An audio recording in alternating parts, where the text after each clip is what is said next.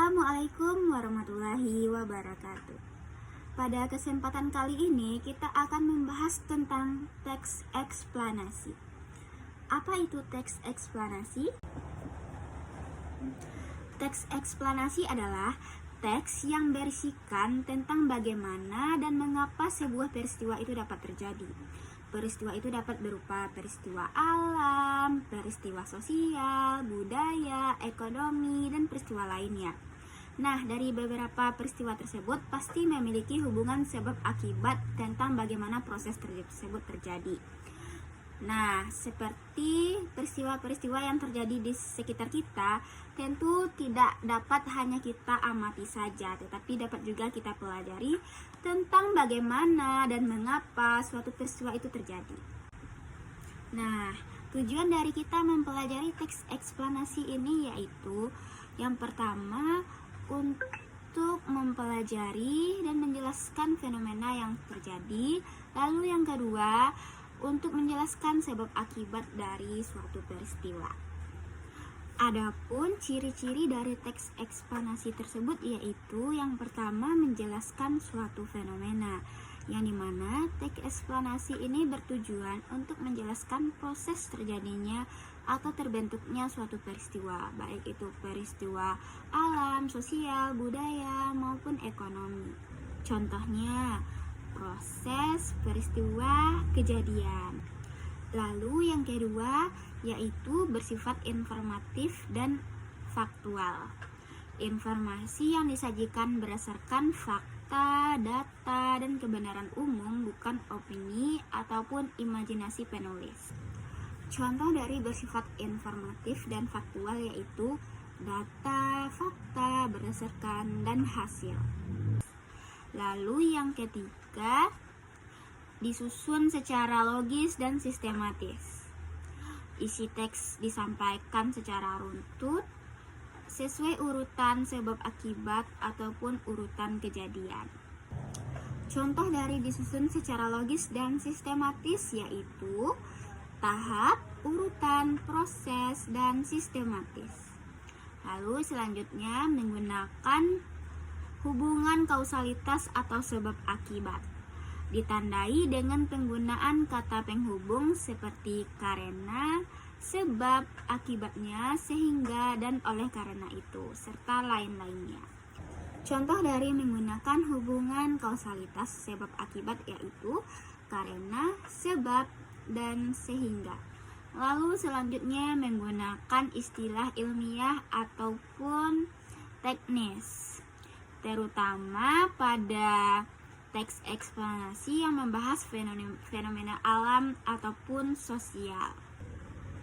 Contoh dari menggunakan istilah ilmiah atau teknis yaitu evaporasi, kondensasi, dan lain sebagainya. Lalu yang keenam, menggunakan kalimat deklaratif. Adalah kalimat yang digunakan untuk bertujuan memberikan penjelasan atau informasi terkait isi dari teks eksplanasi tersebut. Contoh dari menggunakan kalimat persuasif deklaratif yaitu adalah, yaitu, merupakan, ya ini, dan sebagainya. Lalu yang ke-8 yaitu disajikan secara objektif. Maksudnya, penulis tidak memihak ataupun memasukkan pendapat pribadi. Contoh dari disajikan secara objektif yaitu menunjukkan, mengakibatkan, menyebabkan, dan lain sebagainya. Selanjutnya kita akan membahas tentang struktur teks eksplanasi, yang dimana struktur teks eksplanasi ini ada 3, yaitu yang pertama identifikasi fenomena.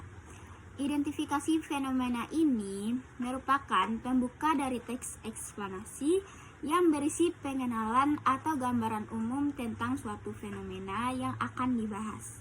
Identifikasi fenomena ini menjelaskan apa peristiwa yang terjadi, di mana dan mengapa fenomena tersebut penting untuk dibahas. Pada bagian ini belum dijelaskan secara rinci proses terjadinya peristiwa. melainkan hanya membahas gambaran umum saja tentang peristiwa tersebut. Lalu yang kedua adalah penggambaran rangkaian kejadian. Pada bagian ini merupakan bagian inti daripada teks eksplanasi. Pada bagian ini dijelaskan tentang proses terjadinya fenomena secara runtut dan jelas, baik berdasarkan urutan waktu maupun hubungan sebab akibat. Penjelasan disusun secara sistematis dari tahap awal hingga tahap akhir peristiwa tersebut. Pada bagian ini biasanya banyak digunakan konjungsi kausalitas maupun kronologis, seperti karena, akibatnya, kemudian, setelah itu, oleh sebab itu, dan lain sebagainya. Lalu yang ketiga ada ulasan. Ulasan merupakan bagian penutup pada teks eksplanasi yang berisi kesimpulan, pernyataan akhir, ataupun interpretasi singkat mengenai fenomena yang dibahas. Bagian ini dapat berupa rangkuman proses terjadinya peristiwa, dampak dari fenomena tersebut, atau manfaatnya bagi kehidupan manusia. Ulasan bersifat opsional, artinya tidak selalu ada dalam setiap teks eksplanasi, tetapi dapat memperkuat pemahaman pembaca. Selanjutnya yaitu ciri kebahasaan pada teks eksplanasi. Yang pertama yaitu ada konjungsi kausalitas, yang dimana konjungsi kausalitas ini adalah kata hubung yang digunakan untuk menyatakan hubungan sebab akibat dalam suatu peristiwa. Dalam teks eksplanasi, konjungsi ini berfungsi menjelaskan alasan terjadinya suatu fenomena serta dampak yang ditimbulkannya. Penggunaan konjungsi kausalitas membantu pembaca memahami keterkaitan logis antara satu peristiwa dengan peristiwa lainnya. Contohnya konjungsi kausalitas antara lain ada kata karena, sebab, akibatnya, sehingga, oleh karena itu, dan sebagainya. Lalu yaitu selanjutnya ada konjungsi kronologis. Konjungsi kronologis adalah kata hubung yang digunakan untuk menunjukkan urutan waktu ataupun tahapan kejadian dalam suatu proses. Dalam teks eksplanasi, konjungsi ini berfungsi menjelaskan tahap-tahap berikutnya terjadinya suatu fenomena tersebut, sehingga peristiwa dapat dipahami secara sistematis. Contohnya, pertama, kemudian, selanjutnya, setelah itu, sebelumnya, akhirnya, dan lain sebagainya. Sekianlah materi yang kita pelajari hari ini. Apabila ada salah kata, mohon dimaafkan. Wassalamualaikum warahmatullahi wabarakatuh.